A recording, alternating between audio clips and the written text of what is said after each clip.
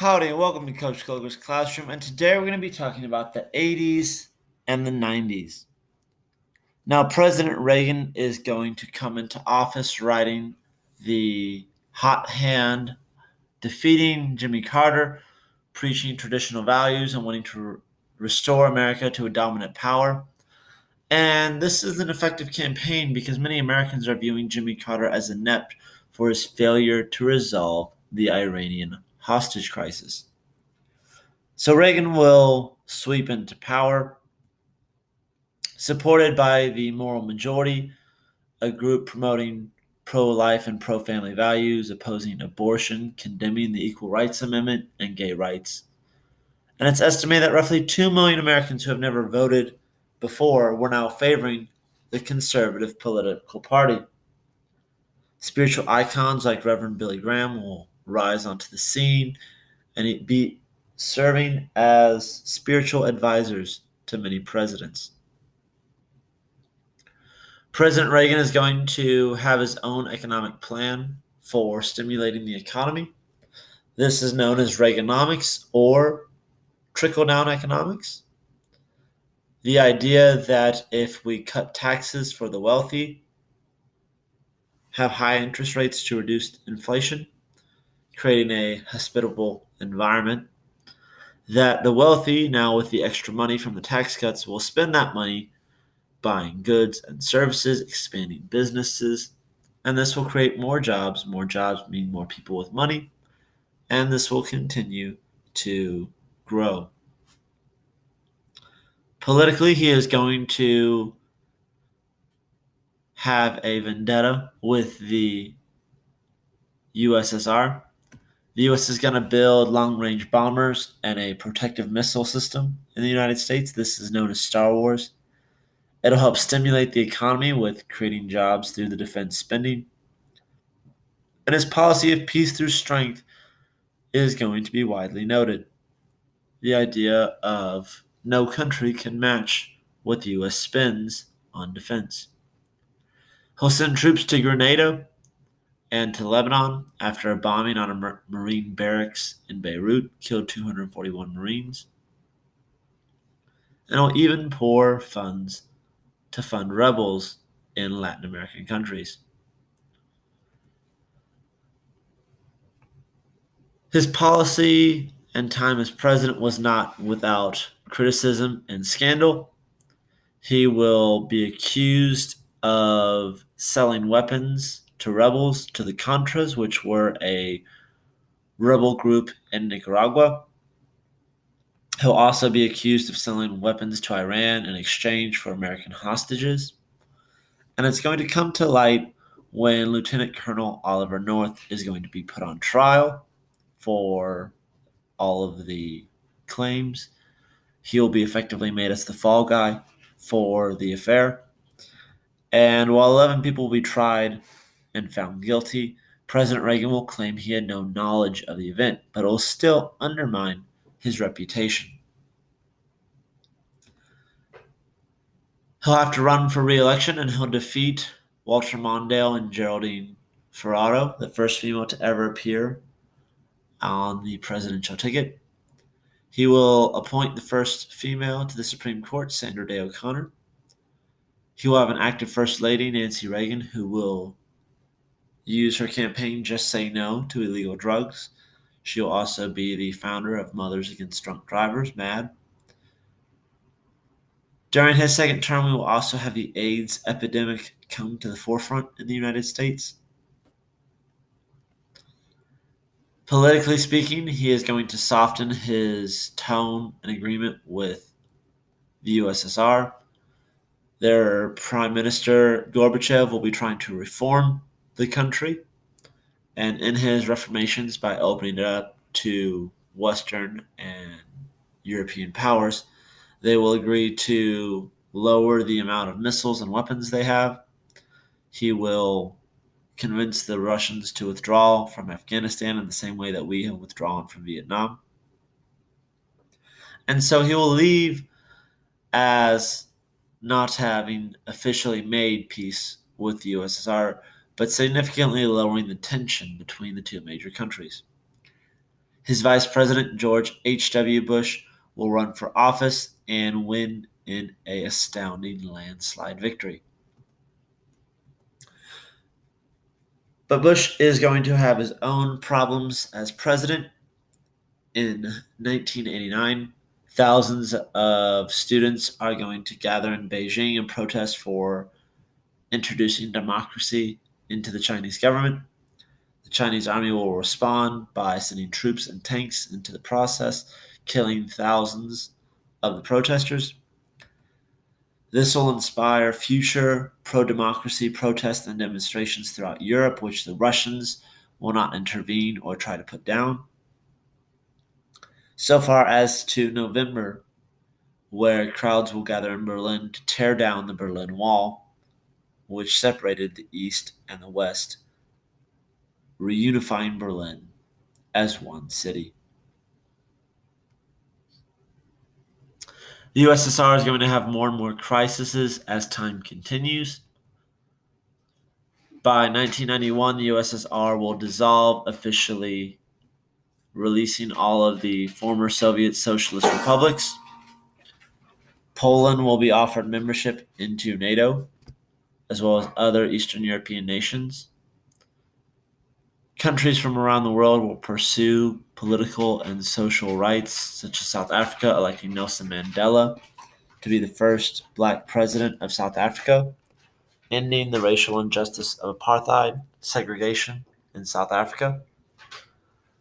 And many nations in Africa and Latin America will have democracy replacing dictatorships.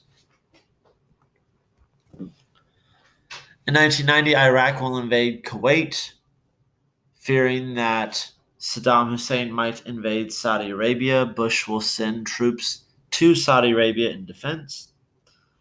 They will ask Saddam Hussein to withdraw from Kuwait, to which he will refuse. And a few months later, the US and a coalition of European nations will launch Operation Desert Storm into Kuwait, quickly defeating the Iraqi army.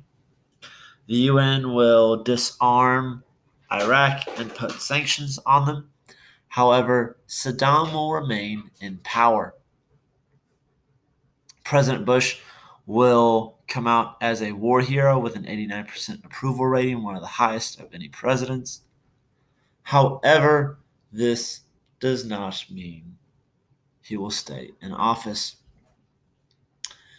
The recession is going to hit the U.S. late in that year and drastically damage Bush's opinion in the United States. Bill Clinton will run for office and defeat George Bush, who, while even seen as a war hero, was not enough to gain him victory. We have a third major candidate coming into the scene, Ross Perot, a Texas billionaire, who will garner a lot of national attention, but not enough to gain many electoral votes. He will continue a career in politics. He is the reason why in Texas there is the no pass, no play law in UIL sports. Bill Clinton will get into office, and he's going to appoint several African American women and several African American men to the cabinet. He will sign the Family Medical Leave Act, giving full-time workers 12 weeks for maternity leave. He will have the U.S. join in NAFTA, the free trade agreement between the U.S., Canada, and Mexico. And many of these policies are headed by his wife, Hillary, who is going to try and address the issues in healthcare cost for Americans and the lack of coverage for most Americans.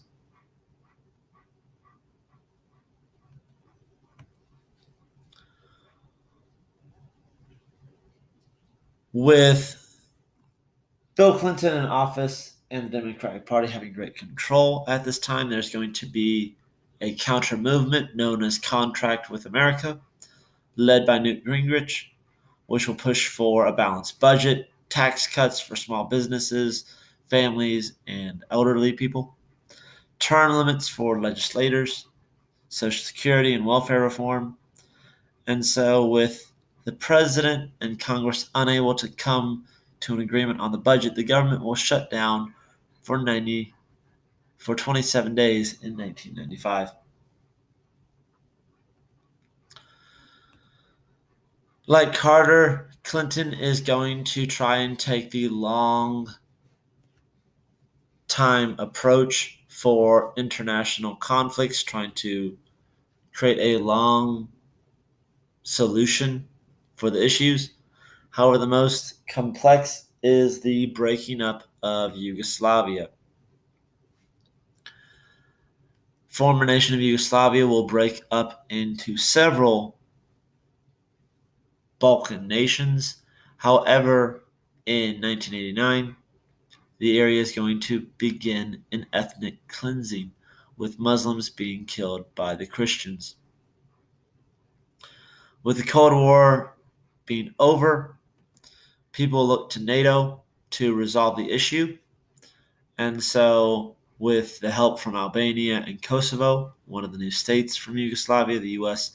will launch a two-month war in the region to stop the human rights violations. So, with the domestic issues in the U.S. rising, they will show that nearly half of all the divorces in the U.S. will occur on the West Coast.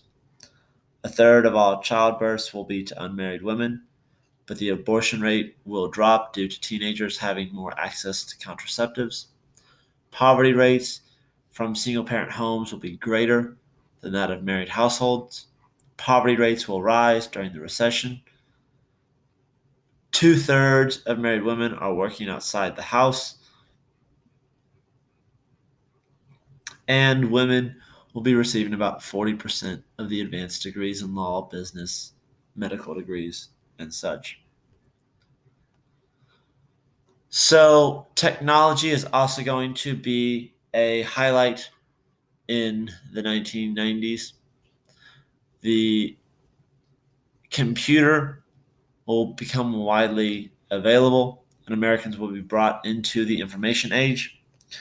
First, being very slow, the innovation of computers will greatly increase. Most of this will be prompted by the U.S. wanting to use these in NASA with the space expedition and the space race. And so, with more technologies becoming more and more advanced, the U.S. is forcing and encouraging more schools to teach more math and sciences in order to compete with the demand. Microchips will make it possible for VCRs, cell phones, cameras, computers. The process of collecting information will be expanded from desktops to now we have the cloud, where you can access information from all around the world in shared and private databases. Cell phones will not just now be for the military communication, they'll be for civilian use. Satellites will expand the efficiency of communicating. And two of these architects that will be responsible, and none of this could happen without, is Bill Gates and Steve Jobs. The economy will boom.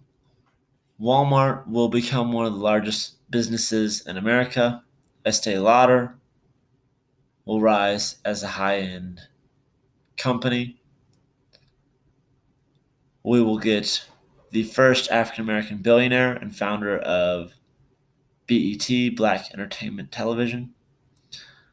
Lionel Soso will work as one of the largest Hispanic advertising agencies in the U.S. The U.S. will also seek to reduce barriers with other nations, much like we had with NATO and the free trade, with working with the World Trade Organization.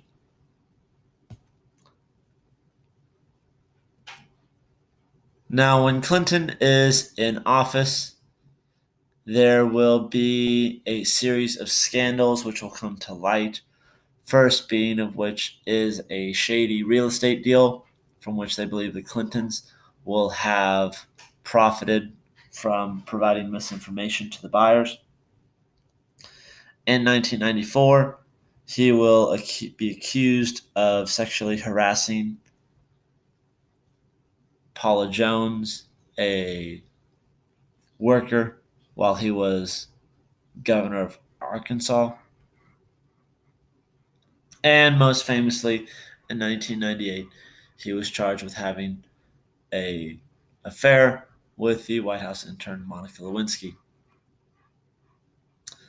This impeachment will be led by Kenneth Starr, who is going to shift from investigating Whitewater to Monica Lewinsky. And so, going into great detail of Clinton's affair, they will not accuse Clinton of, they will not impeach Clinton because he had an affair with Monica Lewinsky, but because he lied about it under oath before a jury. And so he'll be the second president to be impeached, but he will now be convicted and removed from office. Which it's, in my opinion, shocking that politicians impeached him for lying when most politicians themselves have straight up lied to Americans. It's much like a leper judging a beauty contest. I don't know. And so this will take us to the end of the 1990s. Clinton will be plagued with an impeachment issue over the fact that he lied about an affair. Join us next time when we start the 2000s all the way to the present day in 2020s. Thanks for stopping by in Coach K's classroom. Until next time, I love you and I'm proud of you.